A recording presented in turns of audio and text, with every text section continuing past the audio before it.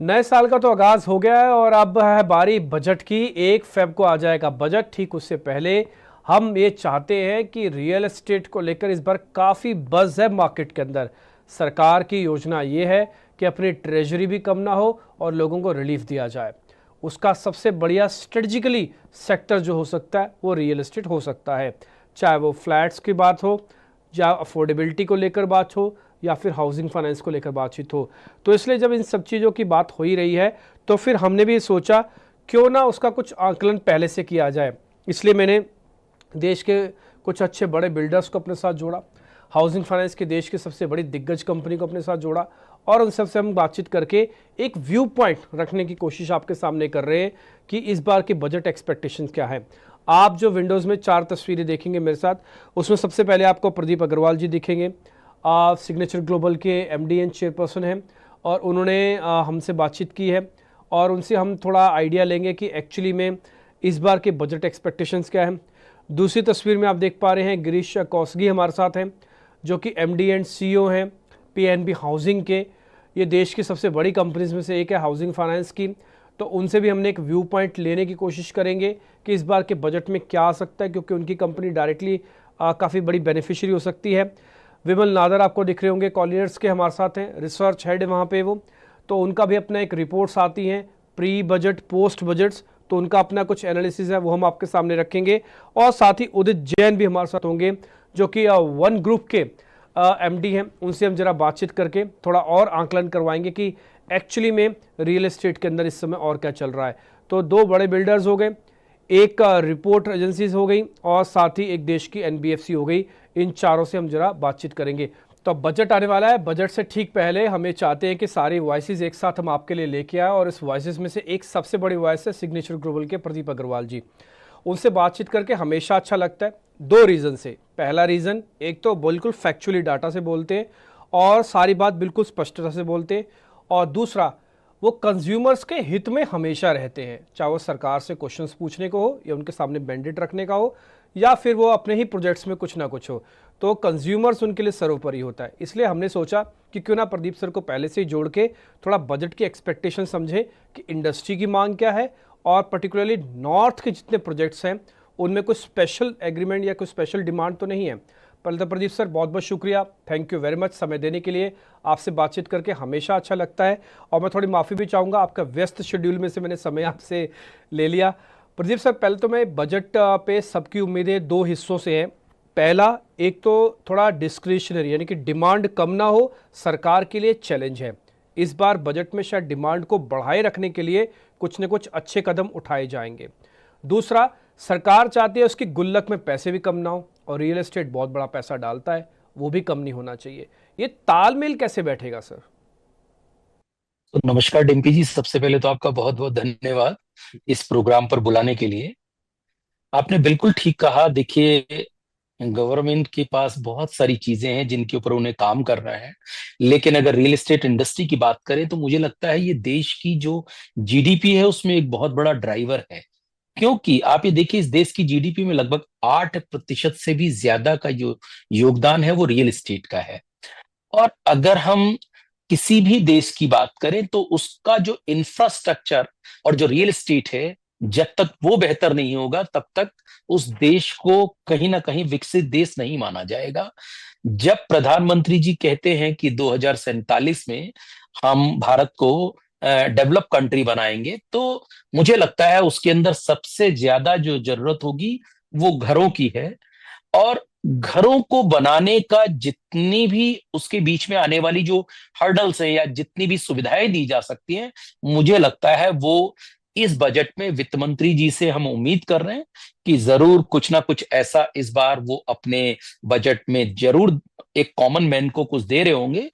कुछ चीजें अगर मैं रियल एस्टेट इंडस्ट्री की बात करूं तो जिसके अंदर इंडस्ट्री स्टेटस का जो दर्जा है वो काफी टाइम से, अगर आप पिछले जो 2-3 बजट के इंटरव्यू भी अगर रिपीट करें तो वो सिमिलर ही लाइन पर होंगे कि जो इंडस्ट्री स्टेटस है वो मुझे लगता है अब दे देना चाहिए।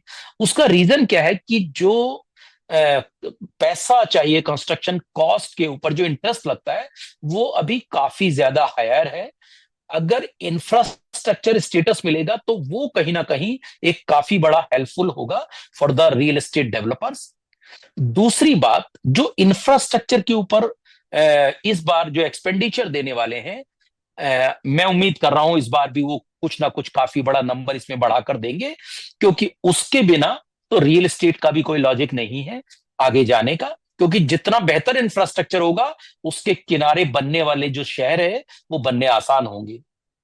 दूसरी कुछ चीजें ऐसी हैं जो मुझे लगता है कहीं ना कहीं वो कस्टमर की जेब पर डायरेक्ट इंपैक्ट करती हैं, जिसके अंदर जो एक फर्स्ट टाइम होम बायर है, उस फर्स्ट टाइम होम बायर को अगर हम जो स्टैम्प ड्यूटी है उससे एग्जेम्प्ट कर पाए, तो एक ऐसा जो कॉमन मैन जिसके लिए अगर वो 50 लाख रुपए का भी घर खरीद रहा है, तो उसके ऊपर लगने वाली जो स्टैम्प ड्यूटी जिसकी कॉस्ट लगभग 2.5 लाख रुपए से 3.5 लाख रुपए उसे पड़ती है, वो एक बहुत बड़ा अमाउंट है। और जो फर्स्ट टाइम होम बायर है उनके ऊपर लगने वाली जो जीएसटी है, मुझे लगता है ये दो चीजें तो मिनिमम है, बियर मिनिमम, इनको जरूर फर्स्ट टाइम होम बायर के लिए एग्जेम्प्ट किया जाना चाहिए। बाकी विश लिस्ट बहुत लंबी है, इंटरव्यू में जैसे जैसे आप आगे पूछेंगे मैं जरूर जवाब दूँ। प्रदीप सर, आपने बात बिल्कुल ठीक की है। एक तो इंडस्ट्री का स्टेटस चाहिए, दूसरा इंटरेस्ट रेट का छूट चाहिए, तीसरा आप स्टैम्प ड्यूटी और जीएसटी पे थोड़ी राहत चाहते हैं। एक चौथी चीज़ मैं आपको याद दिलाता हूँ और बहुत इंपॉर्टेंट भी है, शायद उसमें भी बातचीत नहीं हो पाती है, वो है अफोर्डेबिलिटी। और आपको पता ही है, आपने उसी अफोर्डेबिलिटी के साथ तो पूरा गुड़गांव में अच्छे से सेटअप भी किया है। ये अफोर्डेबिलिटी की डेफिनेशन चेंज हो, इसको लेके कुछ अलग से रिबेट दी जाए, इस अफोर्डेबिलिटी का कुछ साइज़ चेंज किया जाए, ऐसी कुछ एक्सपेक्टेशंस भी हैं सर बिल्कुल, आपकी? देखिए आप अगर एक चीज को बिल्कुल ईमानदारी से समझें तो जो पिछले 3 से 4 साल में जो रियल एस्टेट में जो प्राइजेस हैं वो काफी ज्यादा ऊपर गए हैं। एंड जो आज की डेट में अफोर्डेबल हाउसिंग की डेफिनेशन है वो केवल 45 लाख रुपए तक के घर और 60 मीटर से 90 मीटर तक के घर जो है वो इस कैटेगरी में फॉल कर सकते हैं। जबकि जेन्युइन बात यह है कि आज अगर आप मेट्रो सिटी या जो outer of the metro city है उनके एरिया में ये बात करें, तो मुझे नहीं लगता कि 45 लाख रुपए में किसी भी घर की अवेलेबिलिटी है। तो इस टिकट साइज को बढ़ाने की जरूरत बहुत ज्यादा है, क्योंकि इसको कम से कम 75 लाख रुपए से 1 करोड़ रुपए करना चाहिए। आप देखिए कि अगर आप दिल्ली की भी बात करें तो दिल्ली के जो सटे हुए एरिया जिनके अंदर नोएडा या गुरुग्राम है, आज अगर वहां पर 1,000 स्क्वायर फीट का घर जिसका जो कारपेट एरिया लगभग 60 मीटर के नियर अबाउट ही आता है, जो 900 स्क्वायर फीट के नियर अबाउट घर है, उसकी मिनिमम से मिनिमम कीमत जो है वो 80-90 लाख रुपए है। तो ऐसे में कैसे अफोर्डेबल हाउसिंग घर प्रोवाइड कराए जा सकते हैं 45 लाख की डेफिनेशन में? मुझे लगता है इसको दोबारा से रिकंसीडर करने की जरूरत है। और एक चीज जो इसके अंदर है, आज जो इसके अंदर होम लोन के ऊपर एक इंटरेस्ट पे सब्सिडी मिलती है, जो 2 लाख रुपए की सब्सिडी काफी सालों से है, उसको अब बहुत ज्यादा बढ़ाए जाने की जरूरत है, लगभग मिनिमम से मिनिमम 5 लाख रुपए। क्योंकि आप ये देखिए कहीं ना कहीं सैलरीड क्लास जो है वो हर तरीके से टैक्स भी पे कर रहा है, डिफरेंट डिफरेंट एस्पेक्ट पे टैक्स पे कर रहा है। तो अगर उसे कुछ रिलीफ मिलेगा तो कम से कम वो घर का सपना देख सकता है। एक चीज मैं इसमें और ऐड करना चाहूंगा, देखिए जो रियल एस्टेट इंडस्ट्री है वो इस देश के इकोसिस्टम में बहुत बड़ा रोल प्ले करती है, बहुत बड़ा एम्प्लॉयमेंट जनरेटर है। लगभग 8 करोड़ से ज्यादा जो नौकरी है पूरे साल में वो इससे जनरेट होती हैं। लगभग 200 से ज्यादा इंडस्ट्रीज हैं जो डायरेक्टली इससे लिंक्ड हैं। एंड बहुत बड़ा रेवेन्यू जो है वो गवर्नमेंट को रियल एस्टेट इंडस्ट्री से बहुत तरीके से आता है, जिसके अंदर स्टैम्प ड्यूटी, जीएसटी और भी बहुत चीजें ऐसी हैं जो मुझे लगता है पूरे इकोसिस्टम में रन होती हैं, उसके थ्रू आता है। तो जब इतना बड़ा रेवेन्यू जनरेटर कोई अगर इंडस्ट्री है, तो मुझे लगता है ओपन हार्टेड हमारी वित्त मंत्री जी को उसको जरूर एक्नॉलेज करना चाहिए।